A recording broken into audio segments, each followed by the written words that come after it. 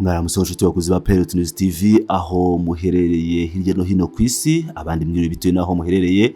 Tukaba tugiye kugaruka ku makuru ari kuvugwa hirya no hino, yaba mu Rwanda, Uganda, Repubulika ya Demokarasi ya Kongo, Burundi ndetse no hirya no hino, aho tugiye kugaruka ku makuru atandukanye, tukareba mu nguni zose kugira ngo bashe kumenya amakuru agezweho maginga ya. Twitse cyane rero, reka duhere muri Repubulika Iharanira Demokarasi ya Kongo ahakomeje imirwano hagati ya AFC M23 ndetse n'igisirikare cya Repubulika ya Demokarasi ya Kongo nabo bafatanyije, barimo ingabo za Tanzania, barimo ingabo z'u Burundi ndetse n'abacancu b'abazungu, dore ko Blackwater yazanye abacancu bayikoresha drones z'intambara ndetse abandi bakaba bari kurinda umujyi wa Uvira nk'uko amakuru atandukanye abyemeza. Twise cyane rero, reka twerekeze ku mirwano ku murongo w'urugamba aho ibintu byongeye gukomera. Twirwaneho na M23 bakarasa drone 3 za FARDC n'abambari bayo. Byageze bite? Imitwe twirwaneho na AFC M23 kuri uyu wa mbere yahanuye drone 3 za kamikaze z'ihuriro ry'ingabo zirwana ku ruhande rwa leta ya Repubulika ya Demokarasi ya Kongo. Ni nyuma yuko hari hashize iminsi 3 nta mirwano ikomeye ihuza impande zombi. Kuri uyu wa mbere imirwano yabereye mu gace ka Poezero ho muri territoire ya Fizi mu ntara ya Kivu y'Amajyepfo. Amakuru twamenye nuko mu masaha y'igicamunsi ihuriro ry'ingabo za leta ya Kinshasa rigizwe na FARDC, ingabo z'u Burundi, za Tanzania, Wazalendo n'abacancuro bagabye ibitero kuri twirwaneho isanzwe ifatanya urugamba na AFC M23. Imirwano yabereye mu gace ka Poezero, gusa birangira ingabo zo ku ruhande rwa leta zisubijwe nyuma FARDC n'abayifasha ku rugamba baje kwitabaza drones ntoya, birangira AFC M23 natwirwaneho bahanuye 3 nk'uko amakuru atugeraho abyemeza. Umuvugizi wa AFC M23 Lawrence Kanyuka abinyujije ku rubuga rwa X yashinje ingabo za leta kuba zikomeje kwica itegeko ryo guhagarika imirwano ku buryo bugaragara kandi bugambiriwe. Ibyo bishimangiye ko bigaragaza ko busuzugura amasezerano yasinywe agamije amahoro. Yunzemo ati ibikorwa by'ubuhubutsi ndetse n'ubugizi bwa nabi ni ubushotoranyi bukomeye kandi bibangamira imbaraga zose zikoreshwa mu rwego rwo kugabanya ubushyamirane no kugera ku gisubizo cy'amahoro. Leta ya Kinshasa yagabye biriya bitero mu gihe yari yemeye ko izubahiriza agahenge kasabwe na Perezida Joao Lourenço wa Angola.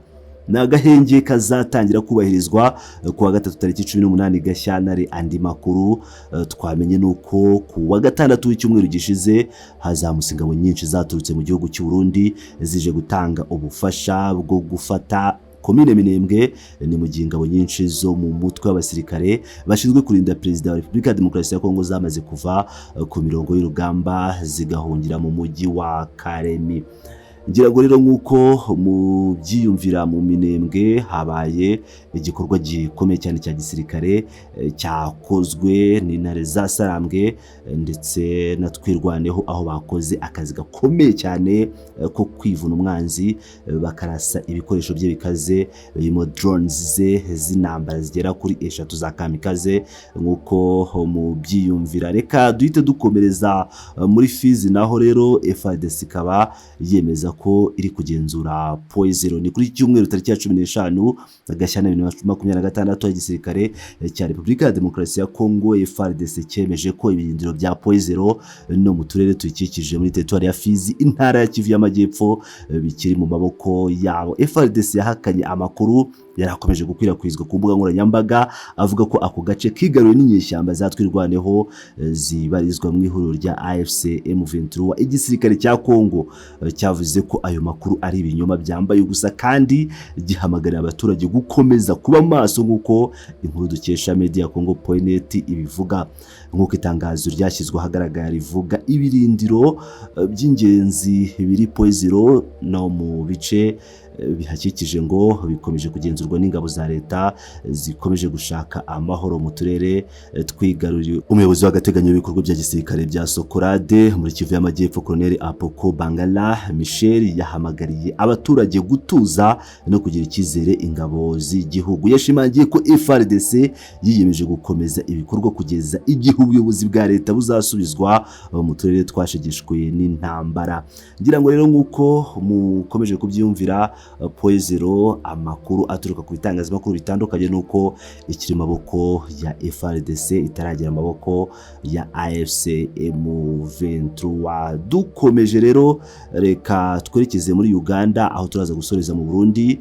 Mu Burundi ibintu byakomeye Sebarundi akimara kuhagera, ariko mu gihe tutaragera i Burundi reka tujye muri Uganda aho generali akanaba minisitiri yavuze ko adashaka ko Generali Muhoozi aba perezida. Minisitiri w'umutekano w'imbere muri Uganda Major General Ted Kahinda Otafile yatangaje ko nta rwango afitiye Generali Muhoozi Kainerugaba usanzwe ari umugaba mukuru w'ingabo za kiriya gihugu, ariko ashimangira ko adashaka ko aba perezida w'icyo gihugu. Uyu generali mu mashusho ye yashyize hanze yumvikanye abwira abari kumwe nawe ati Kainerugaba nk'umuntu simwanga, icyo ntashaka nuko aba perezida wa Uganda nkunda nkanubaha Kainerugaba nk'umuhungu wa Museveni, ariko sinshyigikiye ko aba perezida wa Uganda. General Kahinda Otafile yunzemo ko ibyo kuba atifuza ko General Muhoozi Kainerugaba aba perezida wa Uganda azakomeza kubivuga mu buryo bweruye, ndetse ko adateze na rimwe kubisabira imbabazi.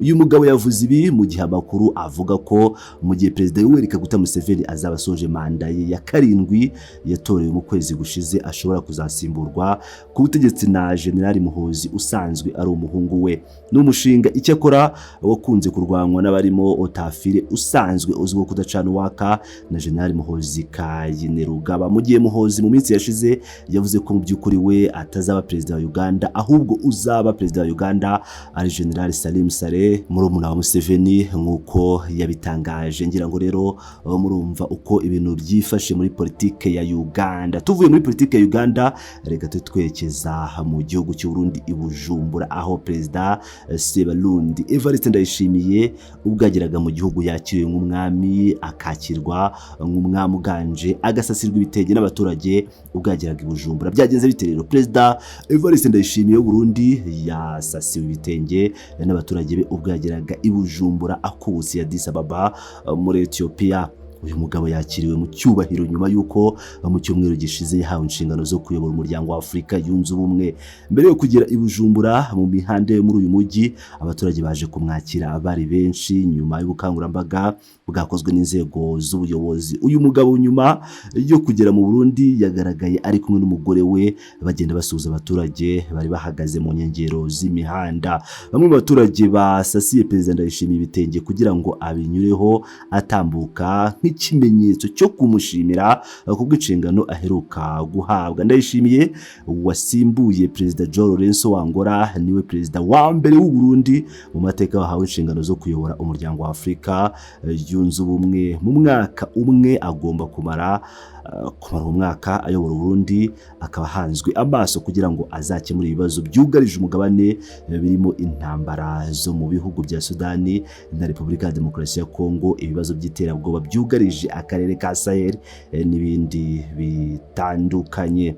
Reka twerekeze mu gihugu cy'Ububiligi, ariko nanone amakuru afite ahuriye na Repubulika Iharanira Demokarasi ya Kongo, by'umwihariko ku mabuye y'agaciro y'iki gihugu. Leta y'Ububiligi rero ikaba yemye sosiyete Cobalt Metals yo muri Leta Zunze Ubumwe za Amerika inyandiko za kera zirimo amakuru y'ahantu hari amabuye y'agaciro yihariye muri Repubulika Iharanira Demokarasi ya Kongo. Ububiligi bwakolonije Repubulika ya Demokarasi ya Kongo kuva mu 1885 kugeza mu 1960. Muri icyo gihe sosiyete z'Ababiligi zakusanyije amakuru y'ahantu henshi hari amabuye y'agaciro kugira ngo zijye kuyacukura. Mu gihe cya nyuma y'ubukoloni zibika izo nyandiko mu nzu ndangamurage. Nyuma yo kwemeranya n'umuryango w'ubumwe bw'Uburayi EU mu myaka 2 ishize, leta y'Ububiligi yafashe umwanzuro wo gukusanyiriza aya makuru yose ku rubuga rw'ikoranabuhanga kugira ngo niba ngombwa abashakashatsi, abikorera cyangwa abo muri leta ya Kongo bajye bayifashisha. Muri Nyakanga 2025 Benjamin Katabuka uhagarariye Cobalt muri Repubulika ya Demokarasi ya Kongo na minisitiri ushinzwe ubucukuzi bw'amabuye y'agaciro muri iki gihugu Kizito Pakabomba bagiranye amasezerano yemerera itsinda ry'isosiyete kujya i Buruseli gusaba kopi z'inyandiko. Muri Kanama 2025 leta ya Repubulika ya Demokarasi ya Kongo na Cobalt byagiranye andi masezerano yemerera isosiyete gucukura amabuye y'agaciro yihariye mu birombe biri ku buso bwa kilometero kare 1600 arimo lithium, cobalt na cuivre. Hashingiye kuri aya masezerano, Cobbold yasabye leta y'Ububiligi ko yayemerera kugira uruhare mu bikorwa byo gushyira aya makuru ku rubuga rw'ikoranabuhanga kugira ngo bizayifashe kumenya neza aho amabuye y'agaciro azacukura aherereye. Ubuyobozi bw'inzu ndangamurage yo mu Bubiligi yahariwe ibikoresho n'inyandiko zerekeye kuri Afurika ndetse n'abayobozi bo muri leta barimo Minisitiri ushinzwe ikoranabuhanga na politiki ya siyanse Vanessa Martz bavuze ko sosiyete y'abikorera idashobora guhabwa aya makuru. Umuyobozi w'iyi nzu yagize ati ntidushobora guha sosiyete y'abikorera inyandiko zose za kera. Minisitiri Martz nawe yasobanuye ko sosiyete y'abanyamahanga idashobora guhabwa uburenganzira bwihariye bwo kugera kuri izi nyandiko kuko byabinyuranyije n'amategeko y'Ububiligi n'Uburayi. Cobbold ishaka kwinjira mu bucukuzi bw'amabuye y'agaciro muri Repubulika ya Demokarasi ya Kongo hashingiye ku masezerano y'ubufatanye iki gihugu cyagiranye na Amerika. Amabuye yifuza yiganjemo ayifashishwa mu gukora batiri z'imodoka zikoresha amashanyarazi n'ibikoresho by'ikoranabuhanga. Gira ngo rero murabyumvira neza ibijyanye n'Ububiligi ndetse na Leta Zunze Ubumwe za Amerika aho ibintu bishobora gukomera kurushaho. Ndabashimiye cyane inshuti bakunzi ba Peerless News TV, nzajya nkomeza bagezaho amakuru nk'aya buri uko bwije nuko bukeye. Ndabakunda cyane, muri ab'agaciro.